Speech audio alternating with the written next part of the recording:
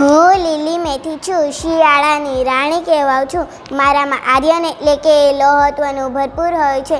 મને ખાવાથી પેટના રોગ અને કબજિયાત દૂર થાય છે.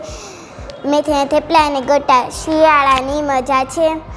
હાડકાં અને સાંધાના દુખાવા માટે હું રાહત આપું છું. હવે બીજા ફાયદાઓ મારી ફ્રેન્ડ બોલશે. મારો સ્વાદ થોડો કડવો પણ ગુણોમાં મીઠો છે. હું શરીરની લોહી કમી ક્યારેય થવા દેતી નથી. હું વાળ અને ત્વચાની સુંદરતા વધારવામાં મદદ કરું છું.